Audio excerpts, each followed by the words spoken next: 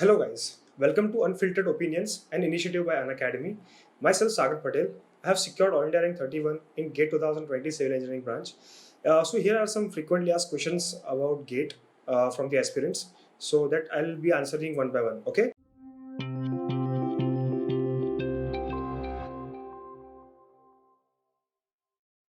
So here is the first question: who should go for GATE? A final year BTech student or passed out students, they can apply. They can appear for the GATE examination with the aim of pursuing MTech or to get a job in PSU. Right. The second question: are there any prerequisites to appear for GATE? Okay, so yes, as I said earlier, you should at least be a final year student. Okay, first year, second year, third year students cannot apply for this exam, and it would be nicer if you have a proper basic conceptual clarity, right?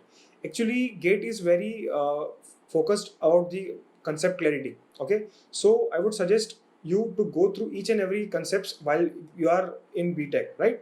That would be the best prerequisite. The next question is, what is the toughest branch in GATE? Actually, there is no such thing as tough branch, right? Actually, toughness of each and every paper in each and every branch varies every year. Okay, and as far as syllabus is concerned, the civil engineering student has to face the biggest syllabus among all the engineering branch. Okay. Next question. Can I prepare for ESE and GATE together? Okay. Yes, you can. I myself prepared for both of the examination together. But the only thing you should keep in your mind is that both the exams require different kind of strategies and different kind of preparation. So if you can plan properly and schedule and you can execute the entire thing during preparation properly, then there is no such thing that you cannot clear both the examinations together. Okay, you can always clear both the examinations with best possible all India ranks. Okay. The next question is, how should I decode the syllabus of exam? Okay, actually it is very simple. You just need to go. You just need to visit the official GATE website. Okay, there you can find entire syllabus of your particular branch, and if this year's website is not created yet, then you can visit last year's GATE official website, because syllabus will not change. It may change from 1 to 2%, not more than that. Okay. So next question is, what is the toughest stage in GATE and why? Okay, I cannot generalize this answer actually, but from my personal opinion, the difficult stage I found during my preparation was from December end to the January end. Okay, because I was filled with many doubts inside my head, like will I be able to appear in examination properly? Will I be able to avoid silly mistakes during the examination? Like, uh, such kind of questions may appear inside your head, and that can weaken your confidence. So this is it. This is why I find this particular stage as difficult stage. Okay, and the next question is, how is the interview process for PSUs? Technical or personality test? Okay. So interview process of each and every PSUs varies, right? Actually, PSUs like ONGC and IOCL focus on uh, technical as well as personality tests, right? Even they can focus on communication skills as well. But PSUs means research organizations like DRDO, ISRO, ISRO, BARC, right? They do not focus much on personality. They mainly focus on technical, and even their interview can last from 30 minutes to even more than 1 hour. Okay, so that thing you should keep in your mind. So the next question is, are there any hacks to clear the GATE? No, there is no such thing as a shortcut to clear the GATE with top rank. But actually, I can suggest is you can focus on the subjects which are having more weightage, which has been seen in past papers, right? And revision is the only key, right? There is no um, such thing as a shortcut in GATE. You need to work hard. That's all. The another question is, how many mocks should I write? Okay, I would suggest you to appear minimum 10 mocks. Okay, because initially what will happen? Initially you will do silly mistakes, right? and you need to know which section to attend first. How many times should I allot to this particular section, to the single first mark for 1 mark questions to or second mark questions, right? So try to give 10 marks. That's how you will build a strategy, to entire strategy to appear in gate examination. Okay, so I give at least 10 marks. Now, the next question is, should I focus on making engineering basics strong or directly go to gate related study materials? Yes, as I said earlier, you need to be thorough with each and every concepts or topics which are written in the syllabus. Okay, you cannot miss any of the topics. If you directly appear for gate or any gate questions, you will not be able to solve that questions. If it is very easy, then you can solve, but majority of the questions which are asked in gate would require thorough concept clarity. Okay, so that's all. What are the exams similar to gate? Okay, then exams similar to gate are I would say ISRO and BARC, right? And even technical portions of Delhi Metro Railway Corporation and Coal India Limited's own examination for recruitment, right?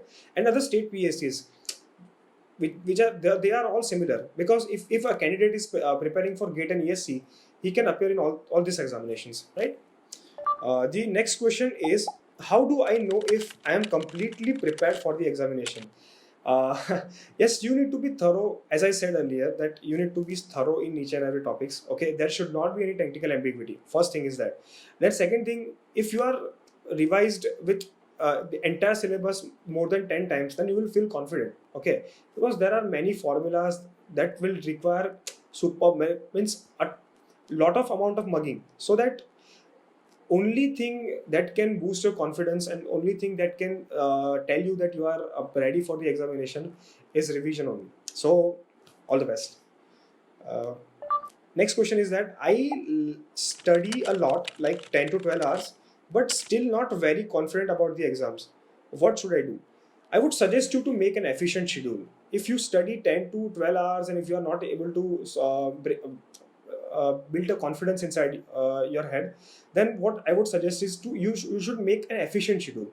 If you are planning entire day in proper schedule, right? Means if morning time is your productive time, then give that particular time to difficult subjects. Then it would be a proper schedule, right?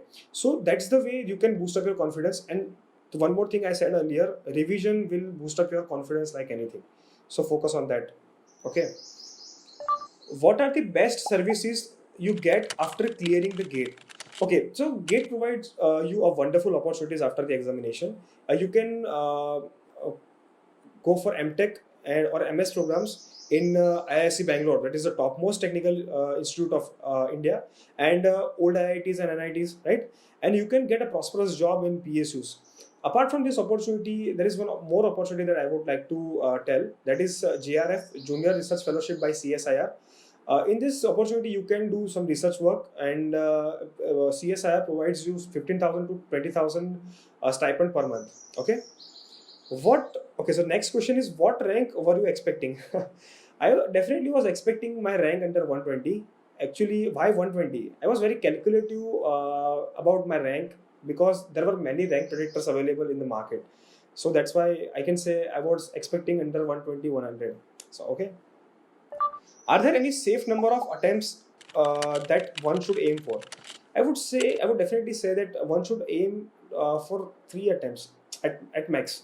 You should not attempt for 4, 5. Like, if you are prepared very well during this all 3 attempts, then there is no chance of increasing significant amount of marks in fourth attempt. So just go through that. Okay, don't go for fourth attempt. I would not suggest about that.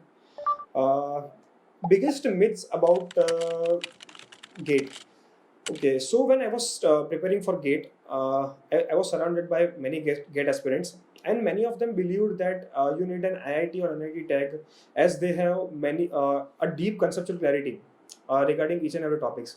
But I would say that it does not require an NIT or IIT tag to get a to get into top 100 all India ranks, because if you work hard and honestly, you can get all India rank under 100.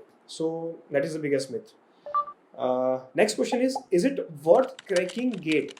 Yes, it is worth taking it. As I earlier discussed, all the opportunities after the GATE, right? And just imagine yourself as a topper. It will all be worth. Okay. So the last question is, how much rank is required to get admission in old IITs and PSUs? Okay, this is a nice question. For speaking of to get admission for MTech in 7 old IITs and IISc Bangalore, I would suggest to get under 1000 rank for open category students, under 2500 to 3000 rank for OBC students, and for SC/ST candidates under 4000 to 500 ranks.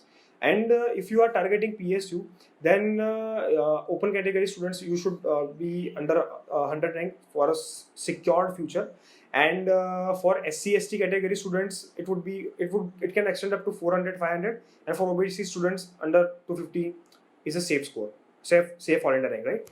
Okay, so we are done with all the frequently asked questions, and if you have any more questions, you can comment in the comment section. Okay, and for this similar kind of videos, you can subscribe to this channel. Okay, thanks a lot. Thank you very much.